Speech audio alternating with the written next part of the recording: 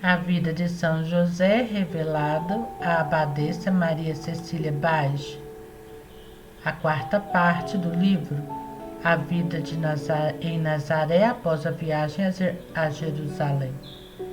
Uma vez em Nazaré, após todos os acontecimentos descritos, Jesus permanecia totalmente voltado para as instruções dos pais e em sua dependência.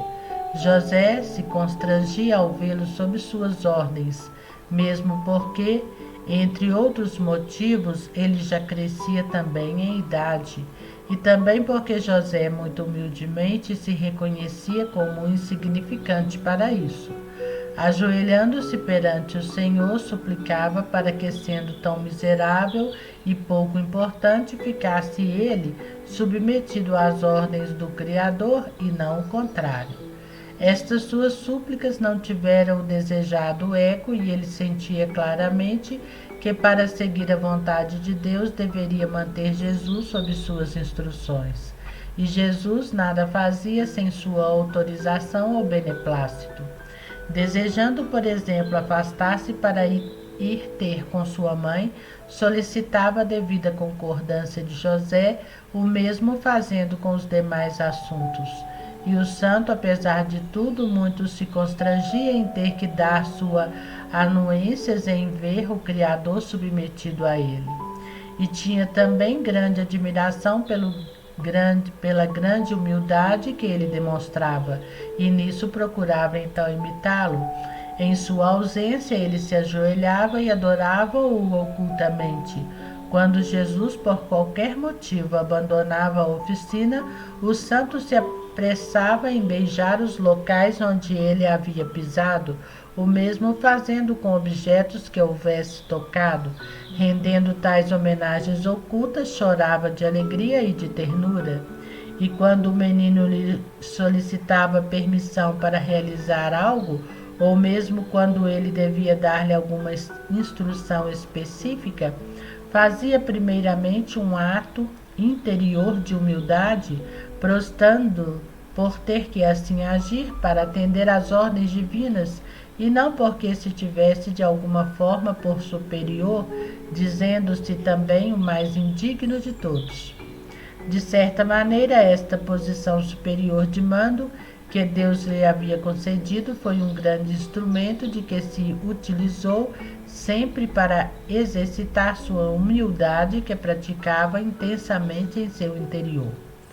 Embora Jesus não precisasse de orientações técnicas no ofício, por ser quem era,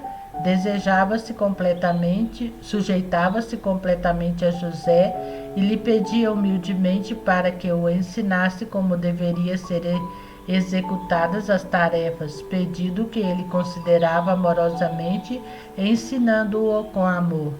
E entendia bem que Jesus assim agisse para praticar os atos virtuosos da humildade e sujeição, embora ele se constrangesse com isso. O santo agia da mesma forma também com Maria quando, de solicitações de permissão para executar alguma ação ou trabalho, ou mesmo quando, por decisão própria, devia transmitir-lhe alguma instrução específica.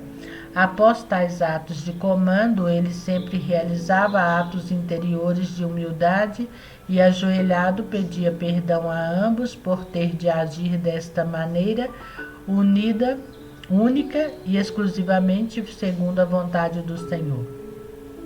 Reinava na santificada família verdadeira competição em termos de quem mais se humilhava e praticava atos de virtude. Percebendo que Maria e Jesus o suplantavam, procurava melhorar seus desempenhos imitando-os. Embora muito aquinhoado por Deus nestes aspectos de virtude, estava ainda bastante distante de poder equiparar-se aos dois, vendo-se muito envergonhado naquela patente desvantagem e dizendo para ambos: "Oh, como me vejo embaraçado ao ver que sois ambos tão ricos em virtudes e méritos, enquanto que eu, tão miserável e carente nesse aspecto, devo imitar-vos nessas obras, nessas nobras atitudes devem ser nobres. Nessas nobres atitudes, embora me saiba ainda muito distante delas. Dai-me, querida esposa, capacidade para poder imitar-te em tudo. E mostrava em grande e verdadeiro desejo de ombrear com eles, ganhando mais merecimentos perante o Senhor. Em determinadas circunstâncias, ao levar para casa os necessários alimentos, Maria lhe perguntava como deveria prepará-los. Eram em geral hortaliças, legumes e algum peixe. Ele então se aborrecia, pois desejaria que ela os fizesse à sua maneira e vontade. Todavia, obrigado que era, orientava-a então como fazê-lo, embora suas instruções tivessem sempre o objetivo de ir ao encontro daquele apreciado por ele, ou seja, tudo preparado da maneira mais simples possível. Algumas vezes acontecia que tinha vontade de comer algo menos comum, mas jamais deixava ela se apercebesse disso. Maria, ciente de tudo, preparava tais pratos sem que ele devesse instruí-la. Chegando ele em casa cansado do trabalho, e lá estavam na mesa as comidas que havia desejado ocultamente. E então se admirava daquela capacidade de adivinhação de Maria. Simultaneamente, agastava-se por desejar que ela as preparasse a seu gosto, havendo já intuído de alguma forma que ela podia adivinhar seus pensamentos quando cogitava de algum prato específico, tentava tirar a ideia de sua mente para que ela não penetrasse seus pensamentos e preparasse a comida que ele desejara. E ela, ciente de tudo, sorria ante aquela simplicidade de José e para contentá-lo cozinhava a seu agrado então. Agia também desta forma para ocultar aqueles dons dados pelo Senhor de poder ler a mente das pessoas, principalmente a de seu marido. José, desejando agradar Maria e Jesus, arriscava-se a perguntar o que teria desejado comer. Eles, embora agraciados por aquele seu cuidado, declaravam muito apreciarem os alimentos que comiam habitualmente, seja pão, água, hortaliças, legumes e frutas, e vez ou outra alguma fritura de peixe. Ele notava, se constrangia e inclinava sua cabeça em concordância, mas não respondia. E eles reafirmavam sua gratidão e confirmavam suas providências em termos do que ele lhes havia proposto. Com o passar dos anos, crescia progressivamente em José o seu amor e admiração por Maria, motivo pelos quais teria desejado viver para sempre ao seu lado. Em seu trabalho ansiava por vê-la, pois já não podia ouvir suas palavras nem desfrutar sua presença. Mesmo com Jesus em sua companhia, tinha sempre grande vontade de ir ter com ela, de usufruir de sua amada presença, de sua dignidade e da excelência de suas virtudes. Todavia, jamais se mostrou leviano, deixando de ir ao seu trabalho.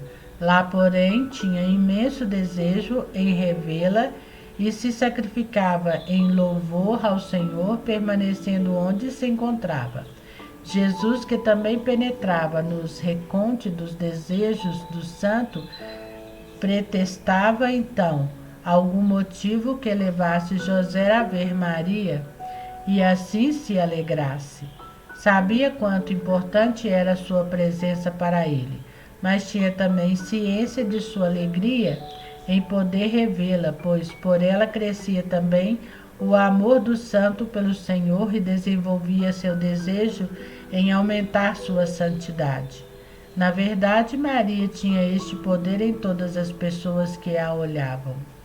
José desejava muito ver Maria alegre vendo Jesus e de seu lado também procurava motivos para enviar o menino até ela quando ele estava na oficina e assim lhe ordenava a entrega de qualquer mensagem para a mãe, dando liberdade de permanecer pelo tempo que lhe aprovesse.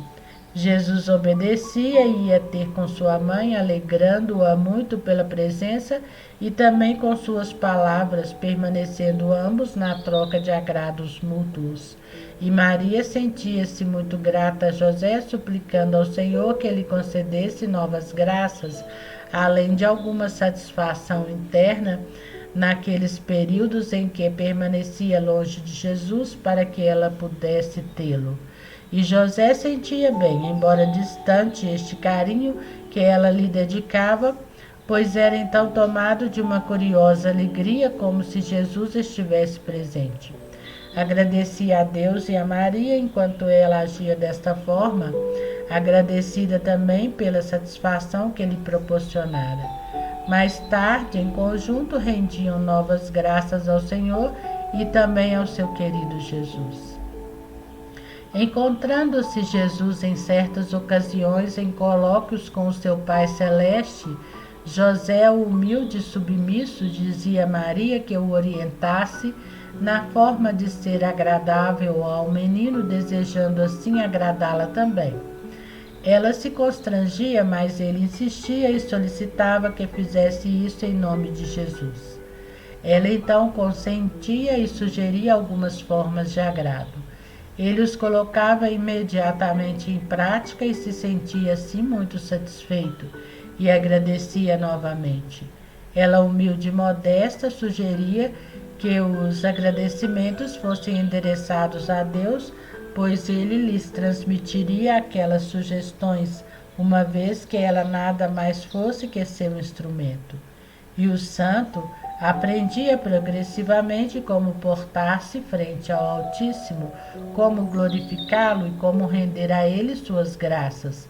Permanecia atento às suas palavras, procurando imitá-la e executar em tudo as suas insinuações, pois desta maneira estava certo de não incidir em erros. Continuaremos no próximo vídeo. Grandes angústias e aflições.